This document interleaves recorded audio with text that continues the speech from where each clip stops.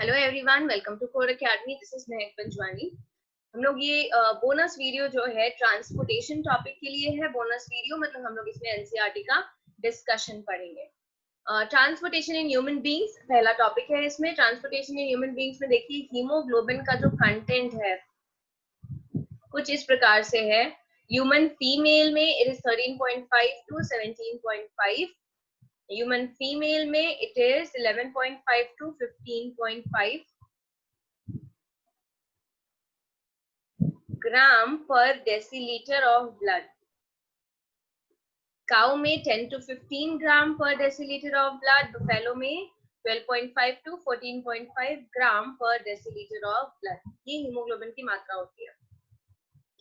We have seen in previous section that blood transports food, oxygen and waste in our bodies. Blood की जरूरत क्या होती है? Transportation के लिए होती है। In class 9th we learned about blood being a connective tissue. तो जो information हमें पहले से मालूम है वो ये है कि blood एक connective tissue है जो एक प्रकार का fluid connective tissue होता है। ये हमने कहाँ पढ़ा है? क्लास 9th में पढ़ा है। ब्लड का एक बहुत ही इंपॉर्टेंट अहम हिस्सा होता है प्लाज्मा, जिसका काम होता है ट्रांसपोर्ट करना। ये वाटर वाला भाग होता है ब्लड का। इसका काम होता है ट्रांसपोर्ट करना फूड, कार्बन डाइऑक्साइड और उसके अलावा waste products in dissolved form. उसके अलावा यहाँ पर सेल्स प्रेजेंट होते हैं। तो सेल्स में हमारे पास रेड ब्लड सेल्स हैं। रेड ब्लड सेल्स का काम होता है ऑक्सीजन का ट्रांसपोर्ट करना। उसके अलावा ब्लड प्लाज्मा वेस्ट के अलावा सॉल्ट्स का भी ट्रांसपोर्ट करती है। लेकिन इन सारी चीजों को पुश करने के लिए हमारे पास जरूरत होती है पंपिंग ऑर्गन की, और पंपिंग ऑर्गन हार्ट प्रेजेंट होता है, which is to push blood around the body. So heart is the pumping organ and blood के मैंने आपको यहाँ पर constituents जो है वो बता दिया। Our pump the heart. Heart क्या है? एक मस्कुलर ऑर्गन है जो हमारी मुट्ठी जितना बड़ा होता है। इसमें ऑक्सीजन और कार्बन डाइऑक्साइड दोनों का ट्रांसपोर्ट होता है। ठीक है, ब्लड के द्वारा होने वाला है। तो हार्ट के पास अलग अलग चैम्बर होते हैं ताकि ऑक्सीजन और कार्बन डाइऑक्साइड मिक्स ना हो। ये जो चैम्बर प्रेजेंट है लेफ्ट हैंड साइड पर, और दूसरे जो चैम्बर प्रेजेंट है राइट साइड पर।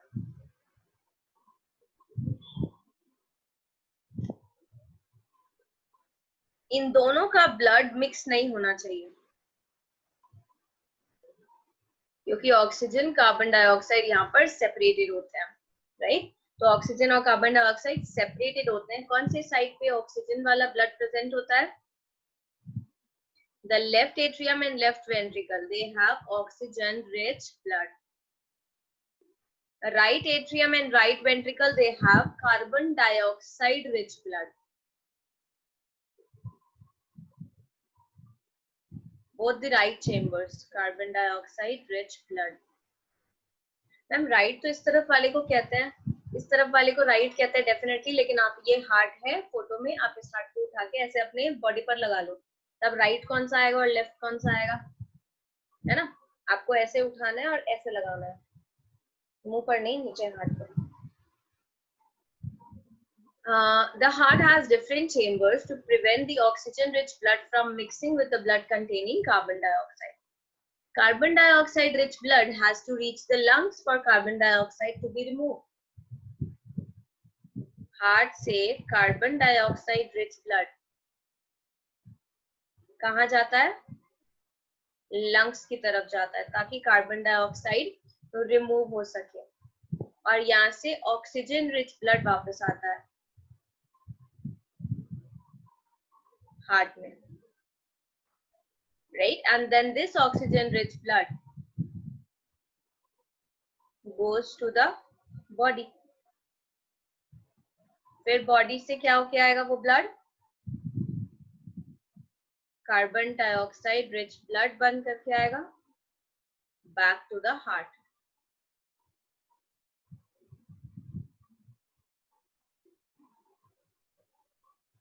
Carbon dioxide rich blood,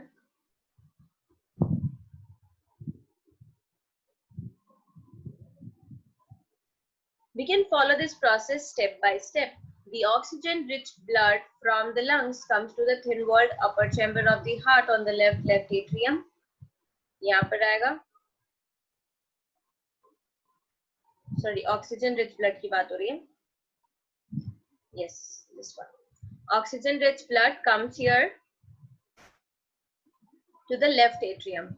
Left atrium relaxes when it is collecting this blood. It then contracts while the next chamber expands. Basically, मैं आपको ये बता दूं कि ये लेफ्ट एट्रियम है, ये left ventricle, right atrium and right ventricle. जब ऊपर के दोनों चैम्बर में यानी कि एट्रियम में ब्लड फिल हो रहा होता है तो वो रिलैक्स कर रहे हैं, ठीक है, रिलैक्स कर रहे हैं. लेकिन जब पूरा ब्लड उसमें भर जाता है तो वो एकदम से कॉन्ट्रैक्ट करते हैं और ब्लड नीचे वेंट्रिकल में चला जाता है. कहाँ चला जाता है? नीचे वेंट्रिकल में चला जाता है. जब वेंट्रिकल में ब्लड आ रहा होता है तब वेंट्रिकल भी क्या कर रहा होता है? रिलैक्स कर रहा होता है ना. तब वेंट्रिकल में भी क्या हो रहा है? रिलैक्सेशन की प्रोसेस है, क्योंकि जब उसमें ब्लड फिल हो रहा है. जब ब्लड फिल हो जाता है वेंट्रिकल में, फिर वेंट्रिकल भी कॉन्ट्रैक्ट करता है. जैसे मैं आपको यहाँ पर बना के दिखाऊं,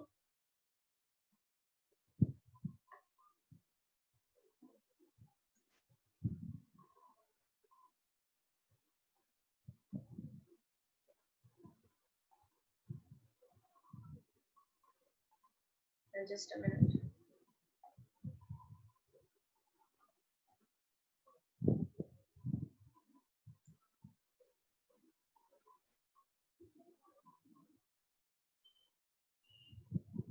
देखिए,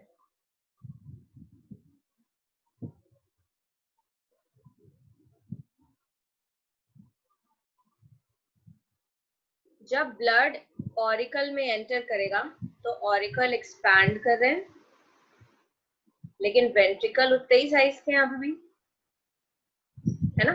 ऑरिकल एक्सपैंड कर रहे हैं. फिर ऑरिकल से जब वेंट्रिकल में जाने लगेगा, यानी कि एट्रियम से जब वेंट्रिकल में जाने लगेगा तो एट्रियम कॉन्ट्रैक्ट करेंगे और वेंट्रिकल एक्सपैंड करेंगे,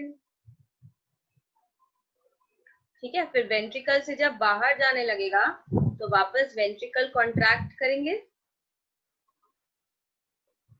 और एट्रियम अपनी नॉर्मल पोजीशन पे वापस आ जाएंगे. कुछ इस तरीके से प्रोसेस होती है, ठीक है. डायग्रामेटिकली भी नहीं, आप इसको थोड़ा विजुअलाइज करना पड़ेगा. एट्रियम में भर रहा है, वो चिल कर रहा है, रिलैक्स कर रहा है, फिर वो कॉन्ट्रैक्ट करेंगे, फिर वो नीचे पंप करेंगे, फिर नीचे वाला अभी एक्सपैंड कर रहा है, फिर नीचे वाला कॉन्ट्रैक्ट करेगा तो बाहर चला जाएगा, हार्ट से बॉडी में चला जाएगा, ठीक है. कुछ इस तरीके से ये प्रोसेस जो है होती है. लेफ्ट एट्रियम और राइट एट्रियम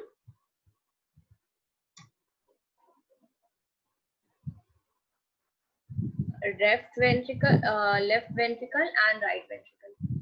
तो लंग्स से ब्लड कहाँ पर आता है? लेफ्ट एट्रियम में एंटर करता है. ऑक्सीजन रिच ब्लड जब ये यहाँ एंटर करता है लेफ्ट एट्रियम में, तो लेफ्ट एट्रियम इस समय रिलैक्स कर रहा होता है. फिर जब ये कॉन्ट्रैक्ट करेगा तब ब्लड कहाँ चला जाएगा? लेफ्ट वेंट्रिकल में चला जाएगा. फिर लेफ्ट वेंट्रिकल कॉन्ट्रैक्ट करेगा तब क्या होगा? ब्लड जो है वो बॉडी में ट्रांसपोर्ट हो जाएगा. फिर उसके बाद बॉडी से डीऑक्सीजनेटेड यानी कि कार्बन डाइऑक्साइड रिच ब्लड आता है. कहाँ से आ रहा है ये? बॉडी से आ रहा है. ये कहाँ पर एंटर करेगा? राइट एट्रियम में. जब राइट एट्रियम में एंटर कर रहा है तब ये रिलैक्स रहता है, लेकिन फिर राइट एट्रियम कॉन्ट्रैक्ट करेगा और ब्लड आगे जाएगा. राइट वेंट्रिकल में ब्लड फिल हो रहा है, यहाँ पर कुछ भी अभी कॉन्ट्रैक्शन नहीं हो रहा है. फिर राइट वेंट्रिकल कॉन्ट्रैक्ट करेगा और ये ब्लड कहाँ चला जाएगा? लंग्स में चला जाएगा.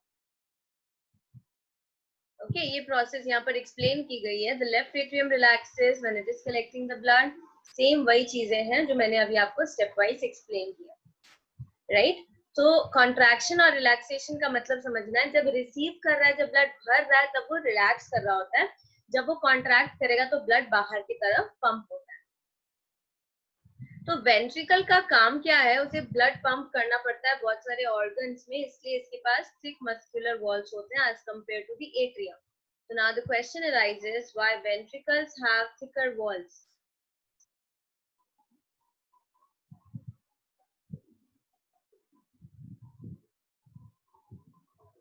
than atrium?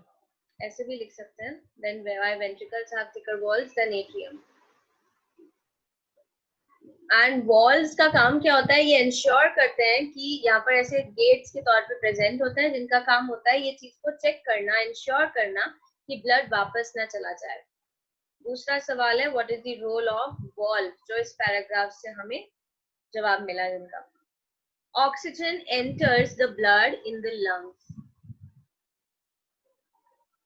लंग्स में क्या प्रोसेस होती है, ये हमने रेस्पिरेशन में जरूर पढ़ी है।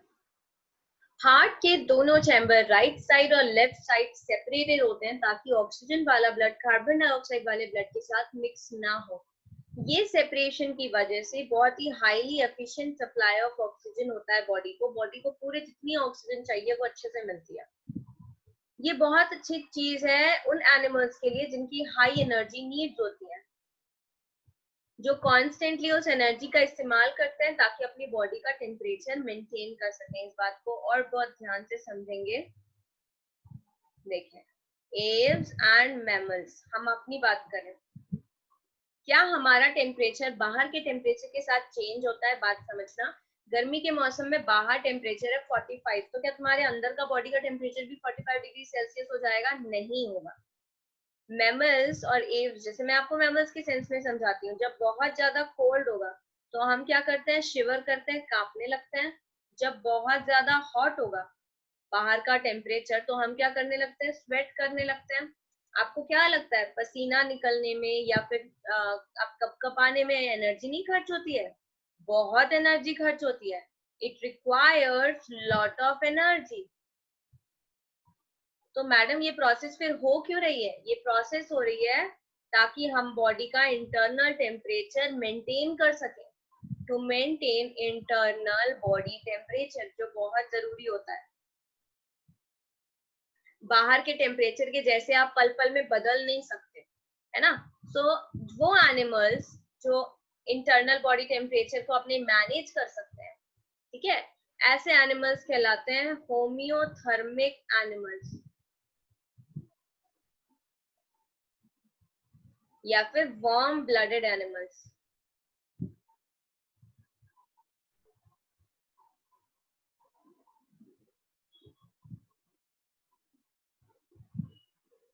राइट, सो मैं एक बार रिपीट करती हूँ, हम लोग मैमल्स हैं, हमें बहुत ज्यादा ठंड लगती है तो हम कपकपाते हैं, बहुत ज्यादा गर्मी लगती है तो हमारे में पसीना छूटता है। इन प्रोसेस के लिए बहुत ज्यादा एनर्जी चाहिए होती है और एनर्जी चाहिए, इतनी एनर्जी खर्च करें ताकि हम बॉडी का इंटरनल टेम्परेचर मेंटेन कर सकें, और इसलिए हम कैसे एनिमल हैं, होमियोथर्मिक एनिमल या वार्म ब्लडेड एनिमल्स होते हैं। इतनी एनर्जी कैसे आ पाती है? ये lots and lots of energy, क्योंकि हमारी हाई एनर्जी नीड्स है, so this is benefited by the regular or the controlled oxygen efficient supply. Efficient supply of oxygen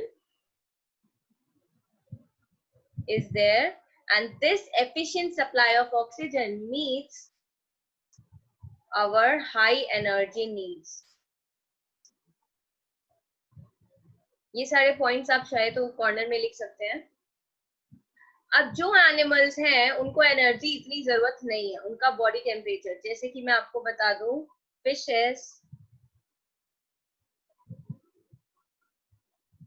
amphibians, reptiles, इन लोग टेम्परेचर जब चेंज होता है बाहर का, बाहर मान लीजिए 45-50 डिग्री सेल्सियस हो गया, तो इनका अंदर का टेम्परेचर भी वैसे ही हो जाएगा 45-50। हमारे में ऐसा नहीं होता।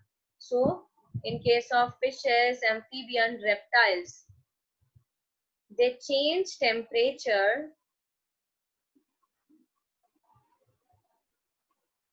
with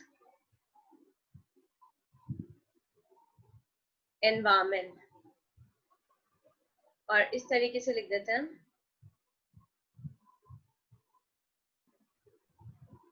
body temperature changes with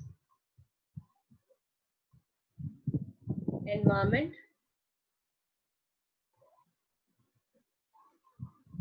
or change in temperature of environment. इन्हें कहते हैं कोल्ड ब्लडेड एनिमल्स या फिर पोकिलियोथर्मिक। क्योंकि इन्हें इतनी मेहनत नहीं करनी है, अपना टेम्परेचर फ्लक्चुएट करने तो ठीक है, कोई दिक्कत नहीं है. They do not have high energy needs.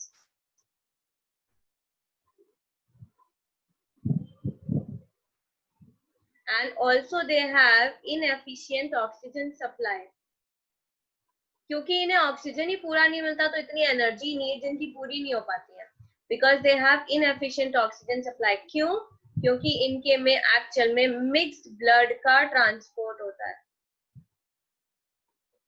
So they have inefficient oxygen supply, hence they don't get much energy. बहुत इंपॉर्टेंट पॉइंट है, ये जरूर लिखेंगे आप.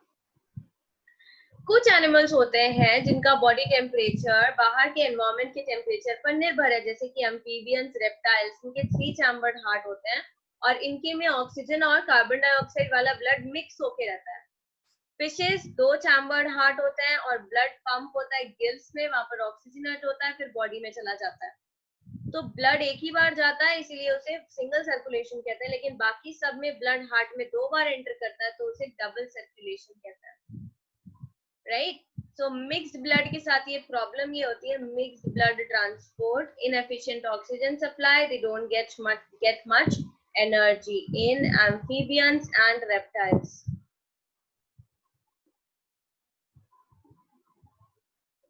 ओके, ये चीज क्लियर हो गई होगी आपको. बहुत इंपॉर्टेंट है, मैं फिर से कह रही हूँ, जरूर नोट करेंगे. वार्म ब्लडेड और कोल्ड ब्लडेड में क्या अंतर होता है? Blood pressure. जब ब्लड, ये हार्ट है और इसने ब्लड को पंप किया, कहां पर? बॉडी के सेल्स को पंप कर दिया, मतलब कि बाहर भेज दिया है ना, बॉडी के सेल्स को ऑक्सीजन मिल जाए, ब्लड मिल जाए.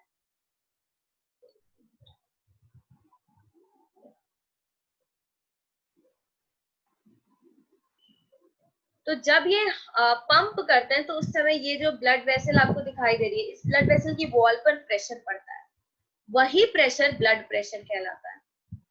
The force that blood exerts against the wall of a vessel is called blood pressure. जितने फोर्स से हार्ट ने ब्लड को भेजा और वॉल पर प्रेशर पड़ा, उसे कहते हैं blood pressure. The force that blood exerts against the wall of a vessel is called blood pressure. Pressure artery में ज्यादा होता है as compared to vein. Okay, artery में जब ब्लड प्रेशर पड़ता है, अच्छा कब पड़ता है? देखो, जब वेंट्रिकल कॉन्ट्रैक्ट करता है, ब्लड बाहर पंप होता है, pump to body with pressure, right. Pressure exerted on walls of arteries. इस समय जो प्रेशर पड़ता है उसे कहते हैं सिस्टोलिक प्रेशर. और प्रेशर ड्यूरिंग कॉन्ट्रैक्शन, ये होता है 120 mm ऑफ Hg. ठीक है, ये होता है upper level systolic pressure, contraction के दौरान लगने वाला प्रेशर. वहीं थोड़ी देर बाद क्या होंगे, वेंट्रिकल्स अपना चुपचाप बैठ जाएंगे, रिलैक्स कर लेंगे और ब्लड धीरे धीरे जाता रहेगा, है ना. वेंट्रिकल्स क्या है, रिलैक्स कर लेंगे, blood pumped out of heart to body, blood is pumped out of heart to body, less pressure is exerted. ठीक है, pressure is less on wall of blood vessels या फिर arteries. और इस समय के प्रेशर को कहते हैं डायस्टोलिक प्रेशर या फिर 80 mm ऑफ Hg इसका वैल्यू होता है. तो जब ब्लड प्रेशर मेजर करते हैं, that is 120 by 80 mm of Hg. जिसमें ये प्रेशर जो है अपर वाला जो आपको दिखाई दे रहा है ये है सिस्टोलिक प्रेशर, एंड नीचे वाला जो प्रेशर है वो है diastolic pressure. The pressure of blood inside the artery during systole is systolic pressure and pressure during diastole is diastolic pressure. Systolic pressure 120 mm of Hg होता है, diastolic pressure is 80 mm of Hg। जो major करने के लिए जो instrument होता है उसे स्पिग्मोमैनोमीटर कहते हैं। जब 120/80 से ऊपर हो जाएगा प्रेशर, ठीक है, 140 पहुंच गया अगर सिस्टोलिक प्रेशर, उसे कहते हैं हाइपरटेंशन। वो क्यों हुआ होगा? क्योंकि वॉल जो है वो सक्रिय हो गए होंगे, थोड़े से पतले हो गए होंगे, इसलिए प्रेशर अब ज्यादा लग रहा है ना, प्रेशर अब ज्यादा लग रहा है, जिसकी वजह से कई बार आर्टरी ब्रेक भी हो सकती है और इंटरनल ब्लीडिंग भी कॉज कर सकती है। ठीक है, तो ब्लड प्रेशर को हमने यहाँ पर समझा कि ब्लड प्रेशर को मेजर कैसे करते हैं, स्पिग्मोमैनोमीटर के द्वारा करते हैं। बहुत ज्यादा अगर ब्लड प्रेशर होगा, राइट, हाई ब्लड प्रेशर होगा, उसे हाइपरटेंशन कहा जाता है। सो बेसिकली ब्लड प्रेशर क्या है? ब्लड प्रेशर है वो प्रेशर जो आर्टरी के वॉल पर एक्सर्ट हो रहा है, ठीक है, उसे हम क्या कहते हैं? ब्लड प्रेशर कहते हैं। ट्यूब्स, ब्लड वेसल्स के बारे में बात करेंगे तो पहली प्रकार की ब्लड वेसल है आर्टरी, जो क्या करती है, away from the heart blood को लेकर के जाती है, और ब्लड जो है वो हार्ट से निकलता है, हाई प्रेशर से निकलता है, इसलिए आर्टरी के थिक इलास्टिक वॉल्स होते हैं। वेन्स का काम क्या होता है? Veins are responsible to collect blood from different organ and bring it back to the heart. इनके पास थिक वॉल्स नहीं होते हैं क्योंकि blood is no longer under high pressure. Instead इनके पास वॉल्व होते हैं ताकि ब्लड इतना धीरे धीरे जा रहा है, कई बार ऐसा हो सकता है कि उल्टा ना चला जाए, तो इस चीज को रोकने के लिए कि ब्लड का फ्लो एक ही दिशा में हो, वॉल्व प्रेजेंट होते हैं। So how arteries and veins are different, यहाँ पर हमें समझ में आया कि आर्टरी के वॉल कैसे होते हैं, थिक इलास्टिक वॉल होते हैं, और वेन के वॉल कैसे हैं, थिन वॉल है। Artery away from heart and vein carry blood towards the heart, right? When में एक और चीज है, वॉल्स प्रेजेंट होते हैं, बट आर्टरीज में वॉल्स एब्सेंट होता है। और ये आर्टरी जो है हार्ट से निकल रही है, फिर पहुंचेगी टिश्यू के पास और वहां जाके डिवाइड कर जाएगी स्मॉलर एंड स्मॉलर वेसल्स में to bring the blood in contact with all the individual cells. और ये जो टाइनी स्मॉलेस्ट वेसल्स होती हैं जो 1 सेल थिक होती है, उन्हें कैपिलरीज कहते हैं। ठीक है, क्या कहते हैं? कैपिलरीज कहते हैं।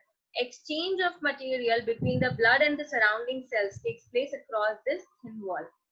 चीजों का जो एक्सचेंज होता है वो इस कैपिलरी वॉल के अक्रॉस होता है। कैपिलरीज उसके बाद ज्वाइन करती हैं और वेन बनाती हैं, यानी कि if this is artery, it breaks to form capillaries, tiny blood vessels, which then come together, join back together to form vein. And this is artery. So blood flow heart से artery, artery से capillary, capillary से when, when से heart की तरफ होता है। कई बार ऐसा हो सकता है कि इस ट्यूब में कहीं पर कट पड़ गया या कहीं पर छिल गया, तो क्या होगा, लीक होने लगेगा ब्लड। ब्लड लीक होने का मतलब ब्लड बह रहा है, ठीक है, ब्लड लॉस हो जाएगा। तो ये कंडीशन इंजरी की कंडीशन में होता है, जब खून बहने लगता है, when it starts to bleed. Naturally, the loss of blood from the system has to be minimized. आप कोशिश करोगे कि ब्लड ज्यादा ना बाहर जाए, कम करे जाए उसको। So leakage would lead to a loss of pressure, which will reduce the efficiency of the pumping system. अब मैं आपको बता रही हूँ, जैसे ये इतनी सी पतली सी आर्टरी है, इसमें से बहुत सारा ब्लड जाता है, तो प्रेशर से जाता है, लेकिन आपको कहीं चोट लग गई तो आपका 5 लीटर ब्लड में से करीब मान लीजिए 500 ml ऑफ ब्लड भी अगर खत्म हो गया, लेस हो गया, तो ब्लड का वॉल्यूम कम होगा जब, ठीक है। ऐसे मैं आपको एक सिंपल भाषा में यहाँ पर लिखती हूँ, जब आपको चोट लगी, इंजरी, ब्लीडिंग, उसकी वजह से क्या होगा, ब्लड लॉस होगा। ब्लड लॉस मतलब ब्लड की कमी, ब्लड की कमी मतलब ब्लड वॉल्यूम कम होगा, ब्लड वॉल्यूम डिक्रीजेस। तो जब ब्लड का वॉल्यूम डिक्रीज हो रहा है, समझिएगा, ब्लड का वॉल्यूम डिक्रीज हो रहा है, तो ब्लड जो प्रेशर लगा रहा था वो भी तो कम होगा, क्योंकि अब उतनी क्वांटिटी में है नहीं ना, तो उतने प्रेशर से नहीं जा रहा है, तो ब्लड प्रेशर ऑल्सो डिक्रीजेस। जब ब्लड प्रेशर डिक्रीज करेगा तो आर्टरी के साथ हार्ट को भी नुकसान होता है। इसीलिए इस इंजरी और ब्लीडिंग को नजरअंदाज नहीं करती है आपकी बॉडी, और इसको रिपेयर करने के लिए प्रेजेंट होते हैं platelets. Platelet cells which circulate around the body and plug these leak by helping to clot the blood at these points of injury. So platelets are responsible for clotting of blood. Is responsible for blood clot. दूसरे प्रकार का circulatory system जो present होता है उसे कहते हैं lymph. Lymph is another type of fluid which is also involve in transportation. इसे लिम्फ या टिश्यू फ्लूइड भी कहते हैं. टिश्यू फ्लूइड क्यों कहते हैं? क्योंकि अगर ये आपके बॉडी के सेल्स हैं तो इन सेल्स के आजू बाजू की यहाँ पर जो जगह होती है, इस जगह पर फ्लूइड प्रेजेंट होता है और इस फ्लूइड को टिश्यू फ्लूइड कहते हैं. टिश्यू फ्लूइड या फिर इंटरसेल्यूलर फ्लूइड. और ये फ्लूइड लिम्फ के समान होता है, क्योंकि जब कैपिलरीज से ब्लड पास हो रहा होता है और थोड़ा सा वो ब्लड क्या होता है, एस्केप करके इंटरसेल्यूलर स्पेस पे चला जाता है ना.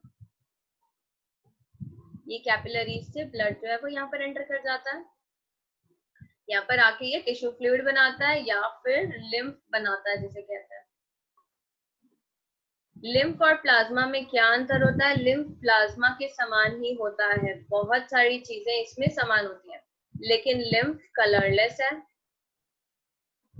और इसमें लेस प्रोटीन प्रेजेंट है. लिम्फ कहाँ जाता है? इसके लिए पूरा नेटवर्क है, ठीक है, लिम्फ सिस्टम के लिए पूरा नेटवर्क है.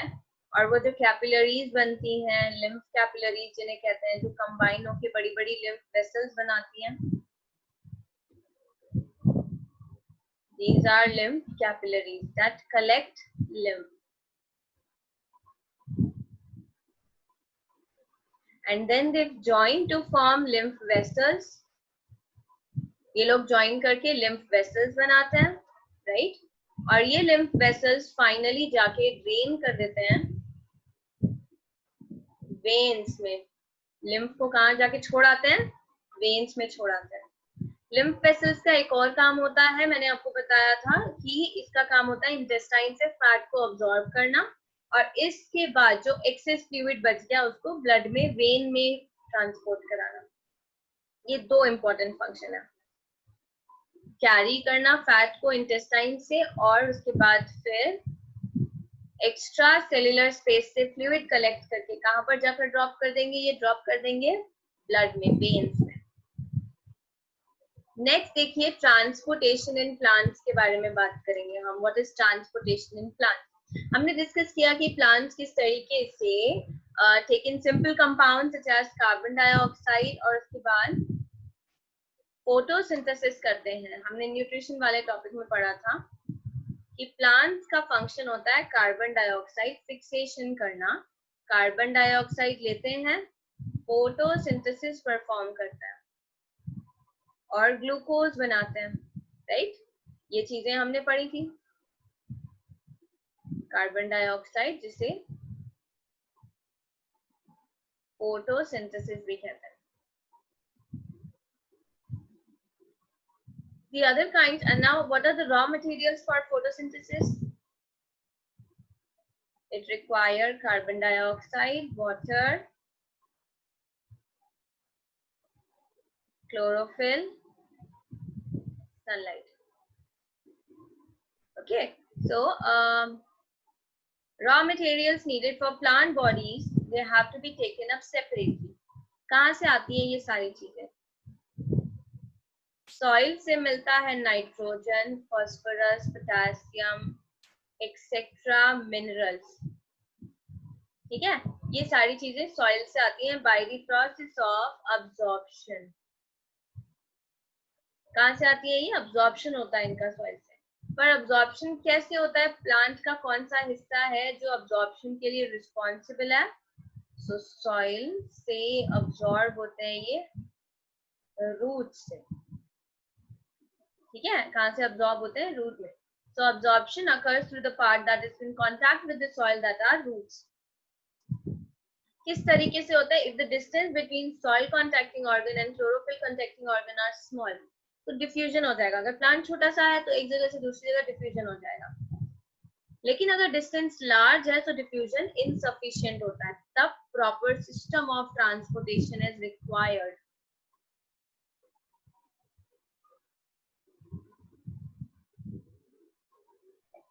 Sorry, just a minute. A proper system of transportation is required.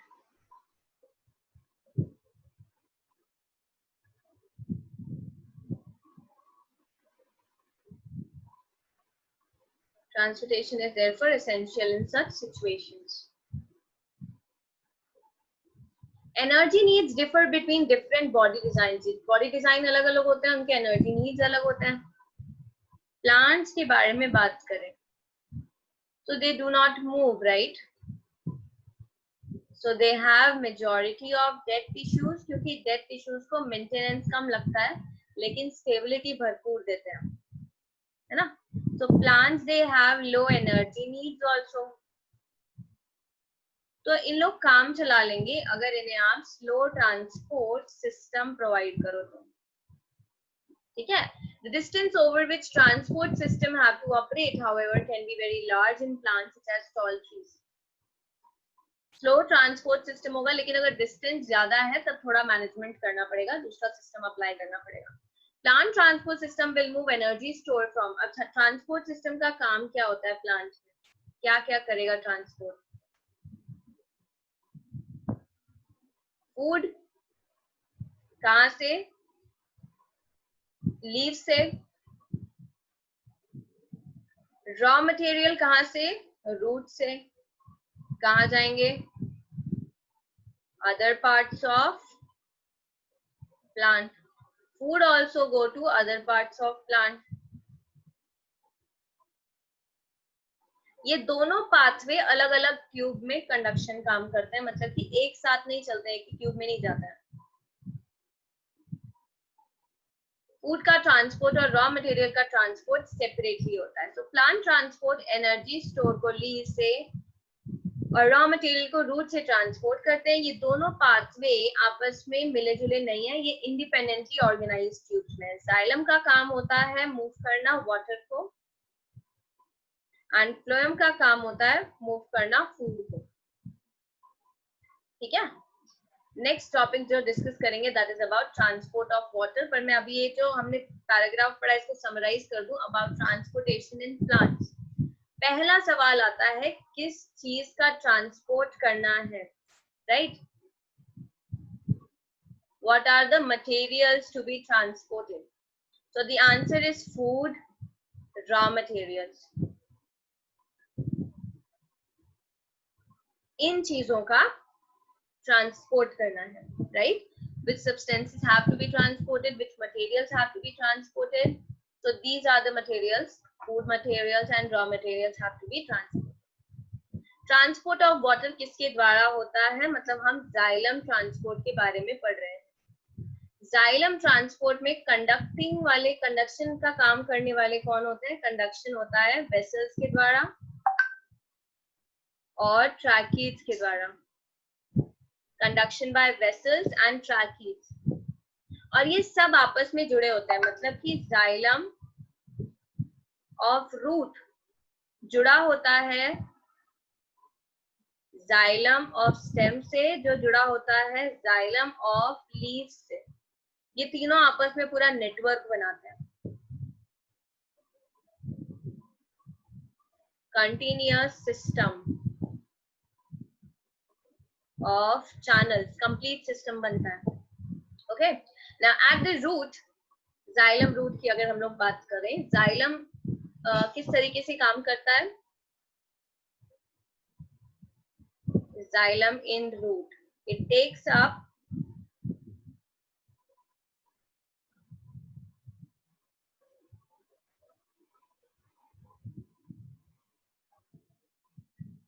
takes up water basically. Xylem in root, ये क्या करता है, रूट का जो जाइलम है वो किसके साथ कांटेक्ट में है, सॉइल के साथ कांटेक्ट में है, so it takes up ion, right, it is going to take up the ions and then क्योंकि ये आयन पिक कर लेता है, कॉन्सेंट्रेशन डिफरेंस क्रिएट हो जाता है, राइट, क्या क्रिएट हो जाता है, कॉन्सेंट्रेशन डिफरेंस क्रिएट हो जाता है। अब मैं आपको बता रही हूँ कि नेटवर्क सिस्टम बना कैसे है। ये रूट है, एक minute, this is root, root के ऊपर प्रेजेंट है, सपोज करते हैं ये स्टेम, और स्टेम के ऊपर प्रेजेंट है लीफ, ओके, कुछ इस तरीके से। तो अब यहाँ पे मैं आपको मार्क करके दिखा रही हूँ कि ये जाइलम है, root xylem, this is stem xylem,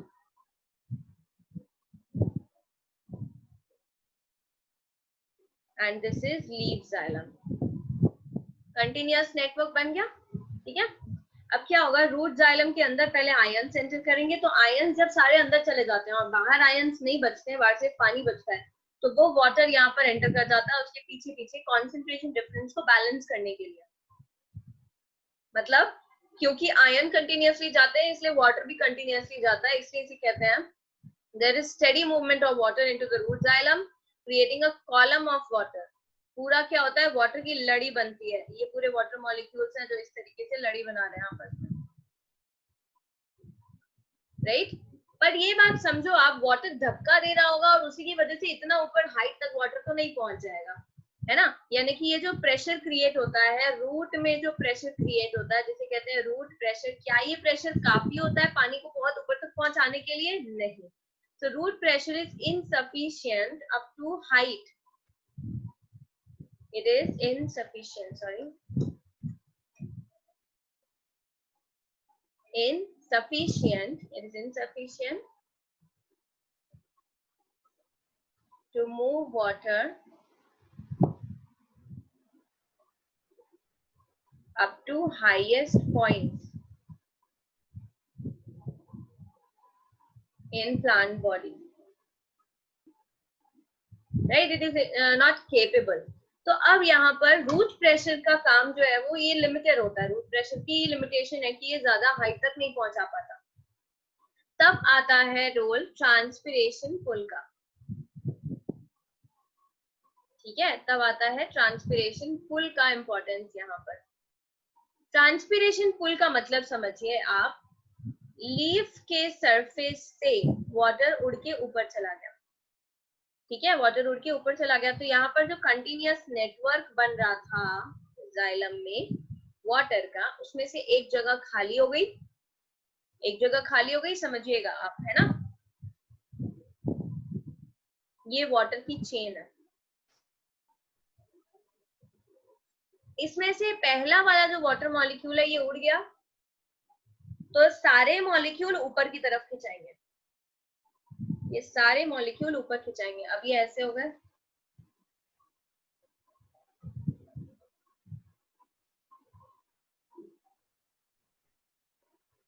है ना, नीचे जगह खाली हो गई, यहाँ पर बाहर से पानी आ जाएगा, ये नया मॉलिक्यूल ऐड हो गया। ऐसे होता है काम ट्रांसपिरेशन पुल में। ट्रांसपिरेशन पुल में क्या होता है समझिएगा, प्लांट के पास बहुत सारा पानी है, ये पानी की बहुत सारी मात्रा जो है वो कहाँ से, स्टोमेटा से उड़ के चली जाती है। Evaporation of water molecules from the leaf, इसकी वजह से एक सक्शन क्रिएट होता है, एक खालीपना क्रिएट होता है जो पानी को खींचता है, that pulls water from the xylem cells of the roots. The loss of water in the form of vapor is known as transpiration and transpiration creates pull. पहला स्टेप मैं आपको बताऊं, ट्रांसपिरेशन होगा, and transpiration it creates suction to pull water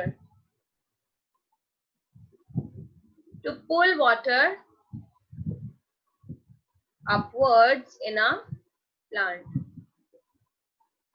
So transpiration helps in absorption, और इसी वजह से क्या होता है, ये तो मैंने आपको बताया, क्रिएट सक्शन, क्योंकि ये पानी को ऊपर खींचेगा तो पानी रूट से ऊपर आएगा, अब रूट से ऊपर आएगा तो रूट में पानी चाहिए, मतलब इसने क्या कराया, अब्जॉर्प्शन ऑफ वाटर करवा दिया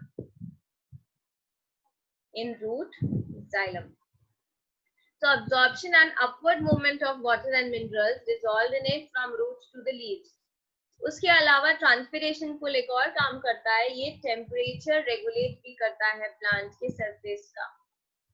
जैसे हम लोग गर्मियों में घरों के बाहर, दुकानों के बाहर पानी छिड़कते हैं ना ठंडा करने के लिए, ठीक उसी प्रकार से प्लांट भी पानी रखते हैं और उसके बाद वो उड़ जाता है, इवेपोरेट होता है, जिसकी वजह से टेम्परेचर रेगुलेट होता है. समझे? तो दो चीजें काम करती हैं जाइलम में ट्रांसपोर्ट के लिए. पहला होता है रूट प्रेशर एंड दूसरा होता है ट्रांसपिरेशन पुल. रूट प्रेशर का असर जो है वो रात के समय, नाइट के टाइम पे ज्यादा इजीली ऑब्जर्व किया जा सकता है, ज्यादा आसानी से समझा जा सकता है. दिन के समय जब स्टोमेटा ओपन होते हैं तब ट्रांसपिरेशन पुल ज्यादा इंपॉर्टेंट होता है. तो root pressure is more effective at night. ये फोर्स जो है ये नाइट के समय ज्यादा इफेक्टिव होता है. Major driving force during day time transpiration pull is more effective. Steps कुछ इस तरीके से. ट्रांसपोर्ट ऑफ वाटर हमने पढ़ा. अब देखिए transport of food and other substances देखेंगे. अभी तक हमने वाटर एंड मिनरल्स के ट्रांसपोर्ट के बारे में पढ़ा है. अब देखिए मेटाबॉलिक प्रोसेस जब हो रही है, पर्टिकुलरली फोटोसिंथेसिस, है ना. फोटोसिंथेसिस में प्रोडक्ट क्या है, ग्लूकोज. ठीक है. जब ट्रांसपोर्ट करना होगा तो ये ग्लूकोज अकेले नहीं जाएगा, ये क्या बनेगा, सुक्रोज. ट्रांसपोर्ट इसका सुक्रोज के फॉर्म में होता है. और अगर एक्सेस है और स्टोरेज करना है तो इसे स्टार्च के फॉर्म में स्टोर किया जाता है, पॉलीसेकेराइड के फॉर्म में. ये चीज मैंने आपको बताई. तो फोटोसिंथेसिस का प्रोडक्ट ये हो गया, ट्रांसपोर्ट ये हो गया सुक्रोज के फॉर्म में. और इस ट्रांसपोर्ट को ट्रांसलोकेशन कहते हैं, क्योंकि आप खाने को एक जगह से दूसरी जगह लेकर के जा रहे हो. Transport of soluble products of photosynthesis is called translocation. और ये कहाँ पर होता है, फ्लोएम में होता है. उसके अलावा फ्लोएम में और भी चीजों का ट्रांसपोर्ट होता है. फ्लोएम में transport of sugar, amino acids and other substances take place करता है. These substances are specially delivered to the storage organ of the roots, fruits, seeds and growing organs. ये चीजें स्टोरेज होती हैं. कहाँ पर जाके स्टोर होगी, रूट वाले हिस्से में हो सकती है, फ्रूट में स्टोर होती है, सीड्स बन के स्टोर हो सकता है, किसी भी फॉर्म में स्टोरेज हो सकता है.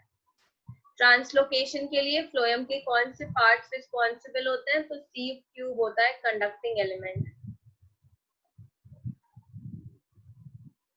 For conduction with the help of companion cell in the upward and downward direction. तो फ्लोएम के बारे में आपको मालूम चल गया कुछ चीजें. जाइलम और फ्लोएम को हम इस तरीके से कंपेयर कर सकते हैं. Unlike transport in xylem which can be largely explained by simple forces, translocation is achieved by utilizing energy. एक minute.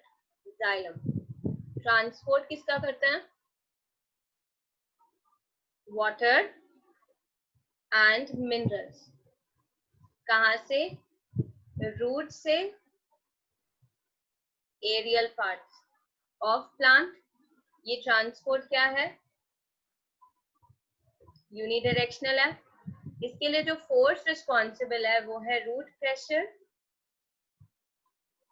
which is more applicable or driving force at night,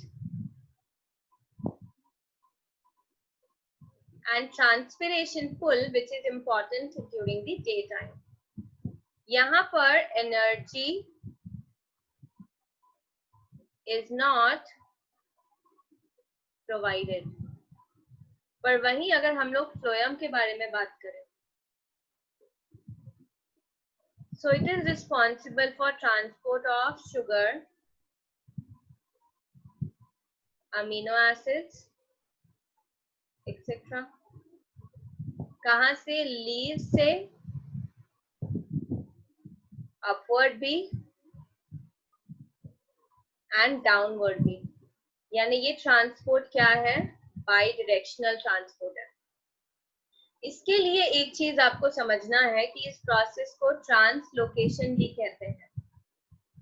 xylem में कंडक्टिंग एलिमेंट कौन होते हैं? Tracheids and vessels.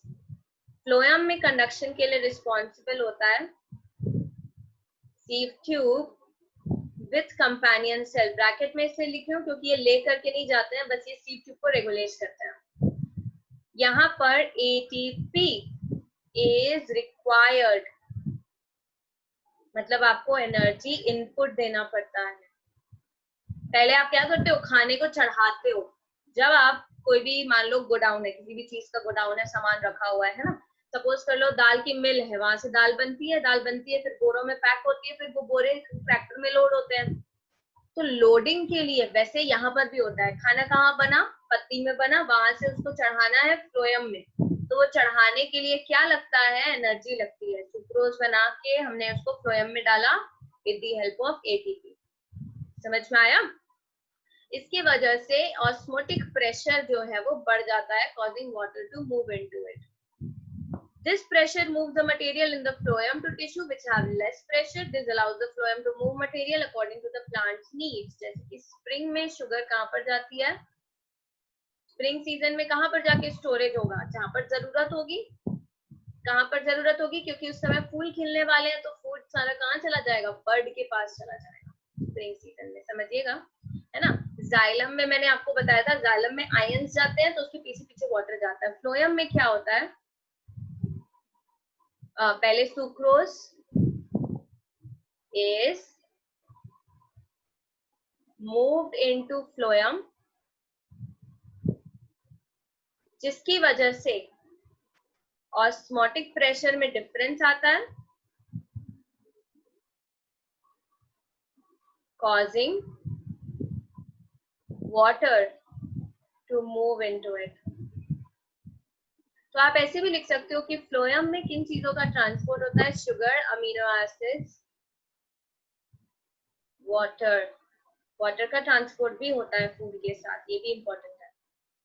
So xylem और phloem के बीच में हमने कुछ डिफरेंसेस पढ़ लिए ट्रांसपोर्ट के दौरान, right. So what are the components of transport system in human beings? क्या क्या कंपोनेंट्स होते हैं? सो दो प्रकार के ट्रांसपोर्ट सिस्टम है, उनके आपको कंपोनेंट्स बताने हैं, जैसे ब्लड वेसल्स एंड हार्ट।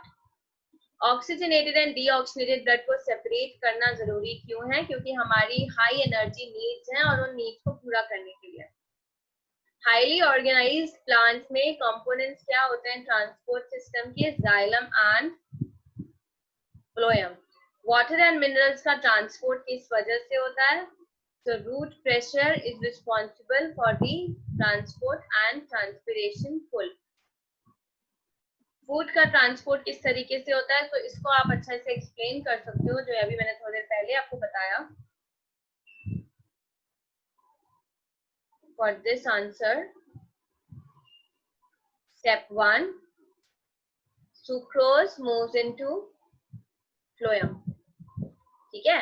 तो फ्लोएम में ये चला गया, यहाँ पर ऑस्मोटिक प्रेशर ज्यादा हो गया, जिसकी वजह से वाटर भी यहाँ पर एंटर कर जाता है।